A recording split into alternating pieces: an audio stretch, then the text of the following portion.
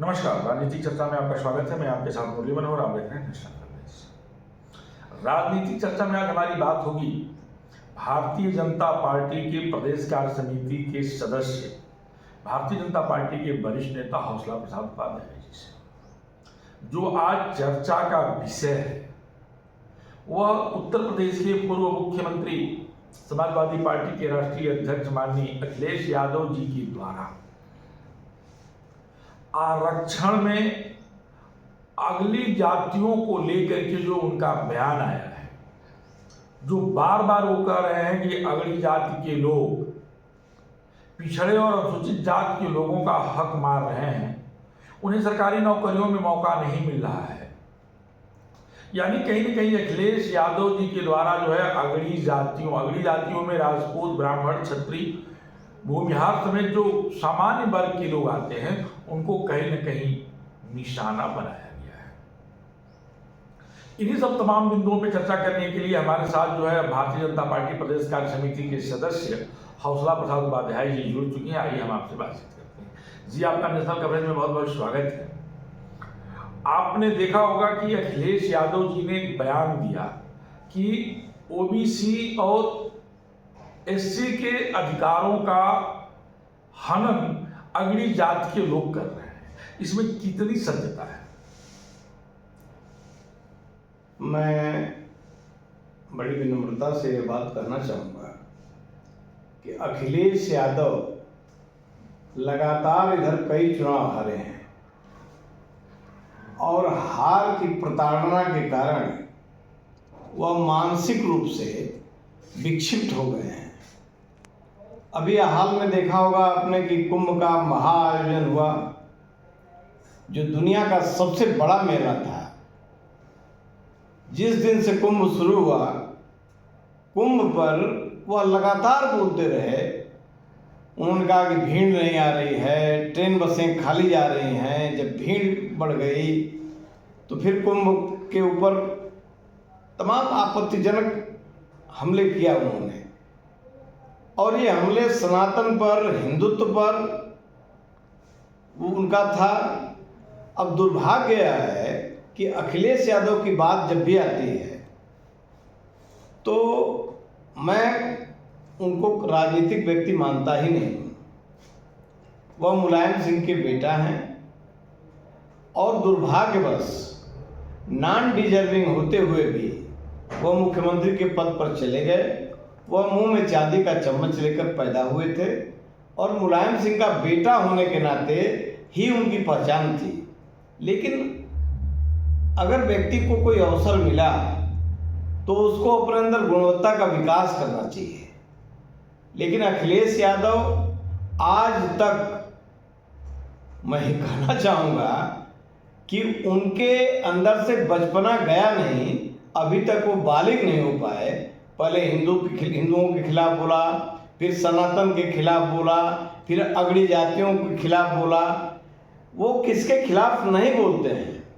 आपको नहीं लगता कि भारतीय राजनीति में उत्तर प्रदेश में 2027 में विधानसभा का चुनाव होना है? ऐसे में आपको क्या लगता है कि अखिलेश यादव जी किसको प्रसन्नचित करना चाहते हैं? अखिलेश यादव कुल मिलाकर के ये सारी बातें कह करके, चूंकि जो पिछड़ा वर्ग है, अति पिछड़ा वर्ग है, दलित वर्ग है, अति दलित है, अगड़ा वर्ग है, यानी कि संपूर्ण हिंदू पूरे समाज में महाकुंभ के बाद एक नए प्रकार की लहर चली है और एक नए प्रकार की ऊर्जा संगम से निकली है, जो पूरे देश की आधी आबादी ने जिसका रसपान किया। इसके कारण विपक्षी दलों के अंदर एक भय का वातावरण बना हुआ है। वह किसको खुश करने के लिए हिंदुत्व पर, सनातन पर और सनातन धर्मियों पर हमले कर रहे हैं? आप जानते हैं, वह अल्पसंख्यक वोटों को खुश करने के लिए ये हमले कर रहे हैं। लेकिन वहाँ भी उनकी प्रासंगिकता कम होती नजर आ रही है। अगर हम बात करें तो उत्तर प्रदेश के लोकसभा के चुनाव में अखिलेश यादव ने पीडीए बनाया था और पीडीए को उत्तर प्रदेश में भारी सफलता मिली और भारतीय जनता पार्टी के पूर्ण बहुमत के सरकार को रोकने में भी ये कामयाब हो गए। जहां ये उम्मीद लगाई जा रही थी कि उत्तर प्रदेश में 70 से 75 सीटें भारतीय जनता पार्टी जीतेगी, आधे सीटों पे ला करके अखिलेश जी ने इनको समेट दिया। तो अखिलेश जी कहीं न कहीं इस उत्साह में है कि पीडीए अगर उनके साथ रह गया, पीडीए का मतलब होता है पिछड़ा, दलित और अल्पसंख्यक, अगर वो इनके साथ रह जाता है तो 2027 बड़े आराम से ये जीत जाएंगे। आपको क्या लगता है? देखिए, काठ की हांडी एक बार चढ़ती है।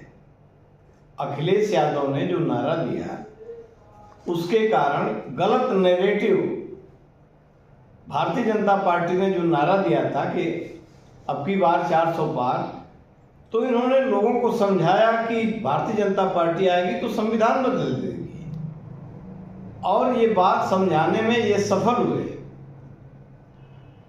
लेकिन जब परिणाम आए तो लोगों की समझ में आया कि आखिर हमने ये कौन सा काम कर दिया है, और लोकसभा के चुनाव में भारतीय जनता पार्टी को कम सीटें मिली, इससे देश की पूरी जनता मर्माहत हुई।